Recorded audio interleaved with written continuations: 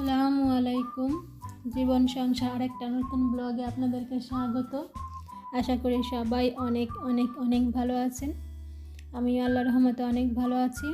আজকে দেখাবো লোটে শুটকি রান্না। এই যে দেখেন, আমি কিন্তু এখানে লোটে শুটকি সুন্দর করে বেছে কেটে নিয়েছি। এখন একটু টালতেছি। আর এই যে এখানে সাথে পানীয় গরম বসিয়ে দিছি। এটাকে হালকা একটু টালবো। টালার পরে তারপরে আমি গরম পানিতে এটা ভিজিয়ে রাখবো 5 থেকে 10 মিনিট সময়। তো দেখেন আমি কীভাবে লোটে শুটকি রান্না করি। এটা আমার স্পেশাল লোটে শুটকি রান্না। এভাবে অবশ্যই একবার ট্রাই করে দেখবেন, খুব ভালো হয় খেতে। এই যে দেখেন,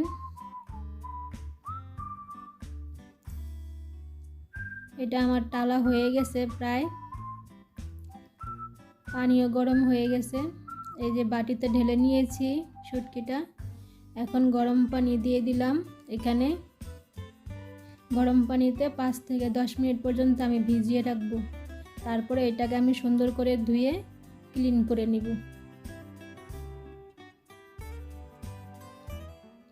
এই যে দেখেন, আমি সুন্দর করে কিন্তু ধুয়ে ক্লিন করে নিয়েছি।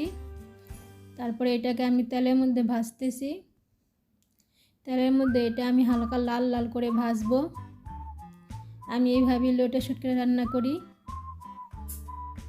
গরম পানিতে ভিজা রাখার কারণে একদম সুন্দরভাবে পরিষ্কার হয়ে গেছে।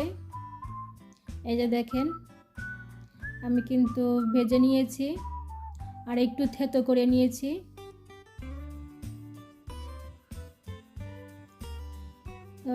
এখন আমি পেঁয়াজটা ভাজবো। আমি কিন্তু শুটকিটা ভেজে বাটিতে নিয়ে নিয়েছিলাম। এই যে দেখেন, আমার কিন্তু এটাও কিন্তু একটু ভাজা হয়ে গেছে। আর বেশি ভাজবো না। এখন আমি এখানে দিয়ে দেব রসুন কুচি আর হচ্ছে কাঁচামরিচ।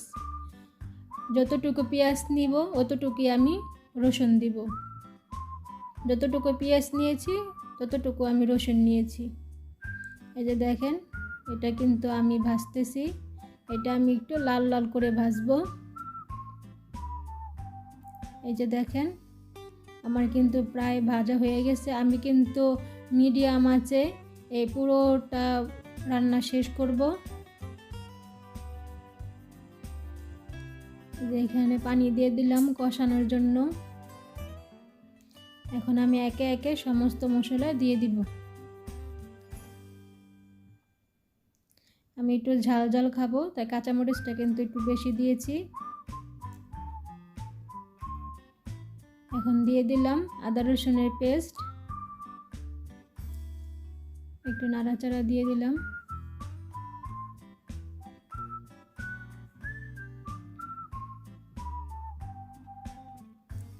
হলুদের পাউডার দিয়ে দিলাম। ধনিয়া পাউডার, জিরা পাউডার,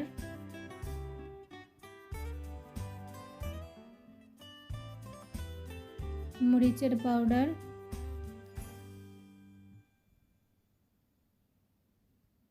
একটু কারি পাউডার।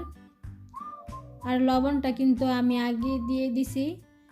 যখন আমি পেঁয়াজটা ভাজি তখনই আমি কিন্তু লবণটা আগে দিয়ে পেঁয়াজটা একটু ভেজে নেই। তারপরে কিন্তু আমি তেল দিয়ে ভালো করে ভাজি। এটা কিন্তু আপনারা সবাই জানেন। এই যে এটা আমার কষানো হয়ে আসছে প্রায়। এটাকে আমি আর বেশিক্ষণ কষাবো না। তারপরে এখন দিয়ে দিব শুটকি। এই যে শুটকিগুলো আমি বাটিতে নিয়ে নিয়েছিলাম। এখন এই শুটকিটা দিয়ে তাপ দিয়ে দিয়েছি। এটাতে আমি এখন সুন্দর করে রান্না করব। মিডিয়াম আঁচে কিন্তু আমি পুরোটা শুটকি রান্না শেষ করব, কারণ বেশি আগুনটা যদি বাড়িয়ে দেই তাহলে কিন্তু পরে কিন্তু এটা তিতা তিতা লাগবে। একটু সরিষার তেলও দিয়ে দিয়েছি সাথে।